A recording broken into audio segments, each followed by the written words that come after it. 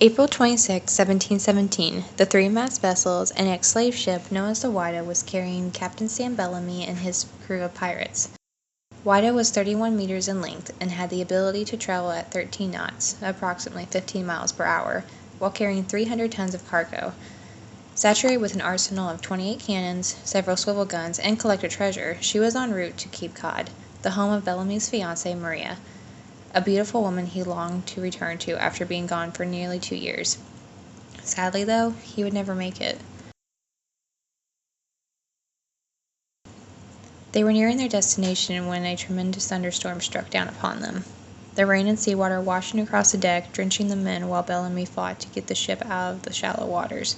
Despite all his efforts, it was too late. Whydah had been pulled into the surf zone and slammed stern first into a sandbar. Her magnificent frame began splintering away.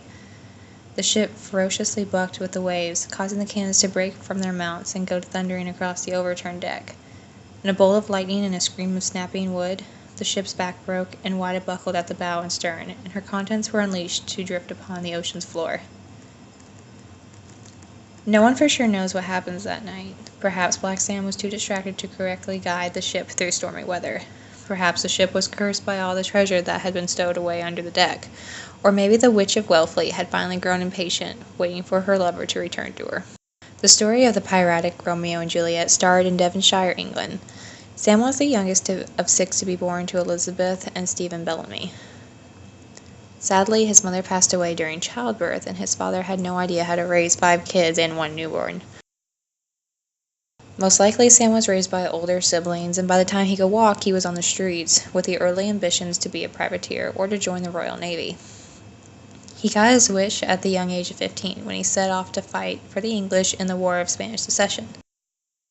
When the war ended in 1712, he had the insatiable thirst to remain on the seas and search for sunken Spanish treasure. He left England and possibly a wife and child, and set out to start life anew in the Americas. While en route to Florida, the ship docked in Eastham Harbor, Massachusetts, to replenish supplies. One evening, Sam stopped at a local tavern, where young Maria Hallett was singing. Maria was a local to the area who was known for her exquisite beauty, but some sources question whether or not this love interest even existed at all. Her past is shrouded in uncertainty. Some people believe she was dumped on relatives after her parents died in a fire. Other sources claim she was a fairy baby, as she was conceived by one of the women that were hanged during the Salem witch trials. In actuality, she was probably just the daughter of 2 Puritan farmers. However, she was a striking woman with bright blue eyes and flowing straw-colored hair. She found all the incoming sailors to be boring and quickly dismissed any idea of them being a favorable new beau. In the tavern, Sam lulled into slumber, possibly due to Maria's voice, but probably induced by the amounts of alcohol he had consumed. When he awoke and made his way around town, he came across a local orchard overlooking the cemetery. There, the familiar maiden sat, reading silently under one of the trees. It seemed to be love at first sight. He found her to be staggeringly beautiful, while she intently listened to his stories of adventure and ambition. Underneath the orchard trees, and in a wave of new passion, Bellamy stole the innocence of the 15-year-old. Maria was so enthused with her new suitor that she wanted to show him off to everyone, especially her parents. And like most good Puritan folk, they were less than enthusiastic about their daughter's new love interest. He didn't have a job, he wasn't from the area, and he'd only just thrown off the ocean. He could prove to be husband material. In order to have her hand in marriage, he had to rely on what he knew best, plundering the Caribbean in search for treasure. Sam promised to her that when he returned, he would be the most respected captain and of the greatest ship that the world had ever seen. Sam became friends with Palgrave Williams, a wealthy goldsmith. Together they set out on a journey for treasure with a pirate named Henry Jennings. In 1716, both men joined up with Captain Benjamin Hornigold and his first mate Edward Teach upon the Mary Ann. Hornigold was a merciful pirate who only plundered French and Spanish ships, although his crew pleaded to plunder an English ship. Soon after not having their wishes fulfilled, they mutinied, and Bellamy was chosen as captain, Williams to be quartermaster. From there, Bellamy became known as Black Sam, because he refused to wear the powdered wigs that were trendy at the time.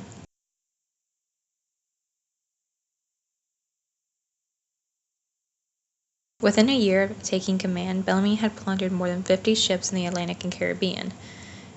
He was a tall and stoic man, only wearing the most expensive black coats, and favored 4 dueling pistols to be carried in his sash at all times. People referred to him as the piratic version of Robin Hood because of his rules of pirating were more democratic rather than the barbaric ways of the buccaneers at the time. Black Sam had an exquisite battle tactic strategy, and he always had a backup plan. One tactic he was fond of using was having 2 main ships.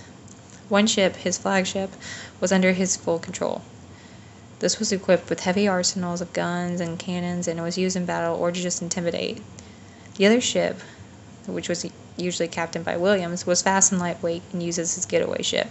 With this strategy, it is safe to assume this is the reason he easily plundered the Atlantic and Caribbean. Back on Cape Cod, Maria was busy changing too. Within the year of Sam leaving, she had become pregnant. In fear of the village finding out, she moved to a small hut that overlooked Cape Cod, where she could easily watch the ships returning from the sea. One night, she snuck off from her hut and found her way to a nearby barn, where she gave birth to a black-headed boy. Some sources say that the baby was a stillborn, whereas others claim the baby was delivered successfully, and Maria would sneak back and forth from the hut to check on the baby. Sadly, the baby did not live long and was found in the barn's owner. Maria was caught sneaking back and arrested with the charge of crime of pregnancy out of wedlock and neglect of a child. Her sentence was short due to some sympathetic villagers leaving her cell unlocked and turning their backs. Soon she was back to her hut, and her turmoil was far from over. Goody, as she came to be known, was now considered to be a witch. The village gossiped they could hear her conversing with the devil, and no one was permitted to talk to her. This caused her to become even more of a recluse and social outcast, and it became a warning that if anyone dared to visit her, they would be spellbound by the tragedies that plagued her. While Goody was tolling her black arts, Bellamy was on his 3rd day of trailing an impressive slave ship called Whydah. Lawrence Prince, a buccaneer, and Captain Henry Morgan were in charge of Whydah while she was loading her slaves. Bellamy had been waiting calmly aboard the Sultana, for the Captain Williams was on the Mary Ann. Whydah and Prince had left their previous destination and were sailing in the Caribbean toward the Bahamas when Bellamy and Williams were upon them. Using the 2-ship strategy, it took no time for Black Sam to overpower the Whydah and capture her. Bellamy was ready for a fight, but Prince drew up a white flag, instantly giving in. Bellamy quickly transferred anything he considered valuable from the Sultana to his new flagship and offered Prince and his men clearance to join his pirating crew. Prince left aboard the Sultana with 12 fewer men. Elated with his plunder, Sam set off to Richmond Island off the coast of Maine. Sometime during the voyage, he decided to divert the ship from their destination toward Cape Cod. This would prove to be the most devastating decision he could have ever made. The remnants of the stormy night laid on the shoreline in the morning. 146 men had perished. Whydah was left either splintered across the beach or resting in the murky water, along with thousands of pieces of treasure. How could have something as simple as a thunderstorm have done this?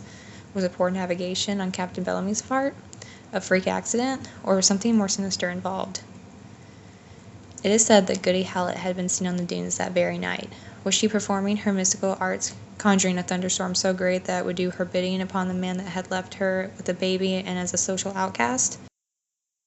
Some say she combed the shoreline, the snapped necks, the broken faces, and the vertebrae of the men for miles until she found Sam. After waiting for so long and seeing that he had returned for her, she went mad. Upon impulse and without thinking, she put on the same dress she was wearing the very day she met him and walked out to the cliffs that overlooked the waters. The daughter of the barn's owner is said to have found her body, stiff with rigor mortis, blank-eyed, and braining a slit across her porcelain throat, a knife in her hand. The fact is, no one really knows the ending to Maria Hallett. Several historians have done exhausting amounts of research, only to come up with one possible lead. Ken Kinker spent days and hours searching through tombstones, death notices, and other forms of public records looking for anything that would shed some light on the girl. Finally, he found a last will and testament of a Mary Hallett that died April 19, 1734.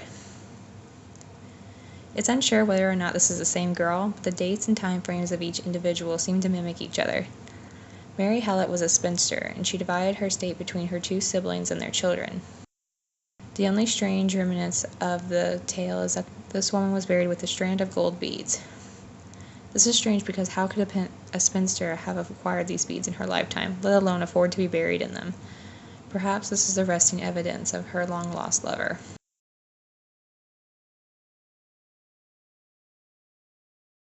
It seemed that all of Bellamy's flagship crew and treasure had been lost to the sea, which was true until about 30 years ago in 1984.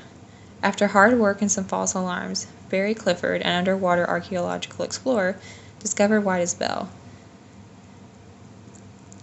With this discovery brought thousands of more artifacts, gold coins, jewelry, and weaponry. This proved to be the biggest and most notorious pirate ship to be found along the coast of the U.S., and altogether it valued some $400 million worth of treasure, just scattered along the ocean floor. Still today, digs are happening, and more artifacts are being brought up to be displayed on Whydah's traveling exhibit. Clifford has promised to keep all the treasure together and not sell a piece of it to collectors, as he believes that every last coin is part of the national history. So whether or not Sam Bellamy was ever really returning to his lover, his story and legacy flickered out just as quickly as the flame started. Maybe the ship was cursed, or maybe it was the vengeful rage of a scorned lover who brought in the thunderstorm that killed 146 men and scattered the ship and its cargo across the ocean floor of Wellfleet. Whatever speculation, the Prince of Pirates was lost to the sea that night, suppressing his story to the folklore and fables of Cape Cod.